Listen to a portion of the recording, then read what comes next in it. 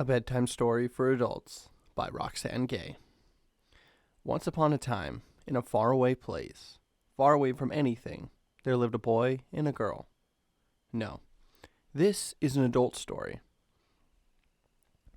Once upon a time, in a faraway place, far away from anything, there lived a man and a woman. His name was Johann, and hers was Elise. Johann had white skin, and Elise's was brown. This didn't matter in the beginning, but over time, it would. First in small ways, tiny little cracks, and then in ways they could no longer ignore.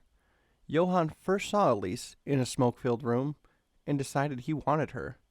Wanted to know the taste of her brown skin, wanted to run his hands over the soft curves of her ample body.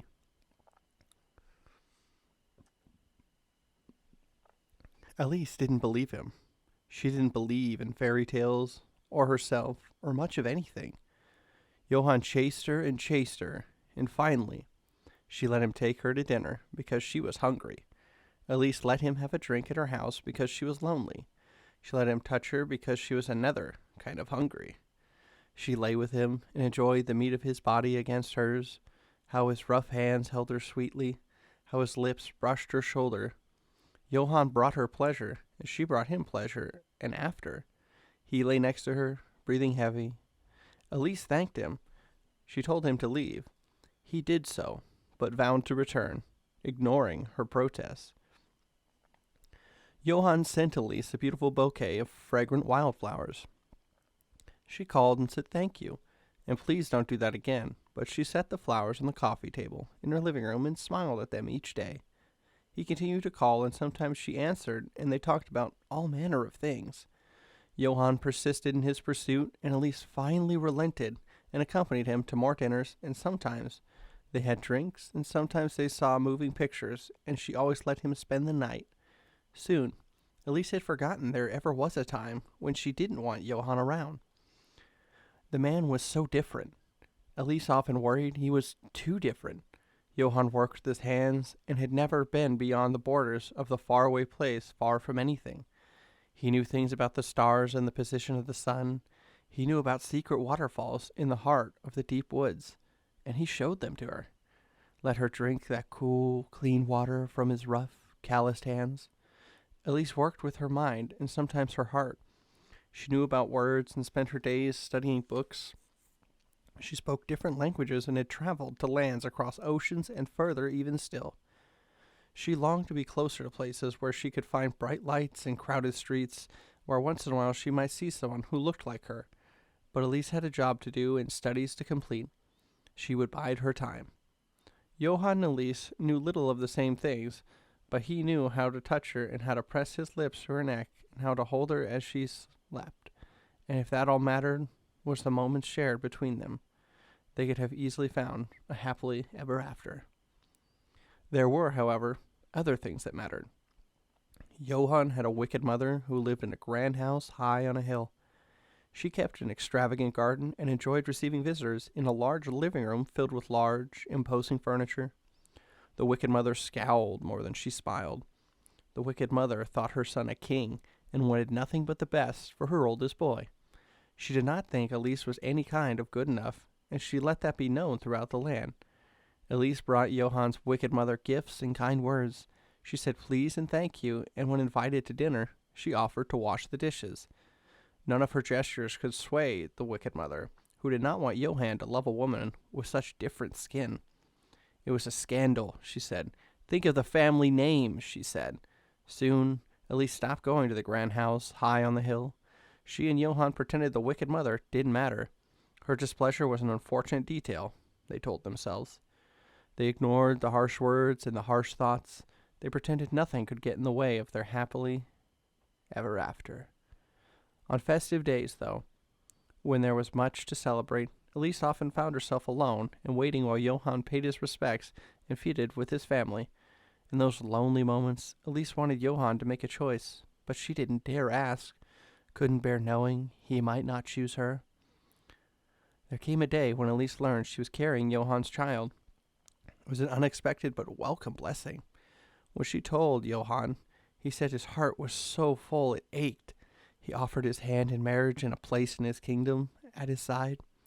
Elise told him they would wait and see. She wanted to say yes. They began planning for a future, and when they saw the doctor and heard the beating heart of their unborn child, they looked at each other and discovered they did share one thing: love. Johann and Elise were so blinded by their joy, they shared their good news with Johann's wicked mother, who, upon hearing the news of a new heir in the kingdom, a bastard heir, she narrowed her eyes into hard black slits. She said no such child, a child from two terribly different worlds, would ever be recognized or loved by anyone under her reign. Elise held her hands against her stomach, trying to shield her beloved unborn child from such venomous words. The wicked mother banished Elise from her home, and Johann stood by and said nothing, torn between his mother and would-be wife. Elise hoped to find a way to forgive his silence, but she would never forget. It happened on an ordinary day, full of extraordinary moments. A day when Johann painted the nursery, a soft shade of pink for the child, who would be a girl, who would be named Emma. He stood in the room admiring his work, picturing his woman holding their child near a large window, perhaps staring up at the sky. Elise stood in the kitchen preparing her man a fine meal, humming to her baby, trusting in her joy. She was overcome by a sudden terrible pain in the seat of her womb. It was a pain so sharp and precise she couldn't make a single sound. The last moment Elise remembered was falling to her knees and thinking, "I cannot bear to lose this." Johann found her on the floor, bleeding slowly, breathing shallow, after their home was filled with the smell of burning meat. They both mourned the loss of their child, but instead of tearing them apart, their sorrow made them love each other better and more fiercely. When she finished her studies, Elise told Johann she had to leave the faraway place, far away from anything. She had been offered a position for which she had prepared for her entire life. It was too hard to live amongst so many memories of what should have been. She didn't want to raise children in a place where its citizens would always look upon them as more hers than his. Johann said he understood. He said they would find a way to love each other across an impossible distance, and she believed him. She trusted in her joy. On the eve of her departure, Johann sat next to Elise on a wooden pier. They looked out on moonlit waters, their heads dizzy with wine. He said the most beautiful things she had ever heard a man say to a woman. He presented her with a ring, a beautiful diamond in the shape of a tear. He tried to slide the ring on her finger, but it did not. Elise laughed nervously, said it was a bad omen. Johann said they would fix the ring. He said it was just a detail, and details didn't matter. He said, "Please, take the ring. Please stay here, with me, in my kingdom." Elise looked at the beautiful ring and thought of how she had never shared how much she loved him. She thought about how he made her forget all the tragedies that had befallen her before he loved her. She tried to stop herself, but she cried and felt her heart falling apart. Johann thought her tears meant she was saying yes. Elise handed Johann his ring. Her hands shaking, she said, "I can't stay. I cannot believe you asked." She said, "You do not know me at all. The details do matter." She said, "You should have asked if you could leave this place with me." Johann said he had never known any other kind of life. He said these were his people and this was his land. He said he would spend his life making her love the land the way he did, that his family would grow to accept her. He grew angry, said she was his, said he would never let her go.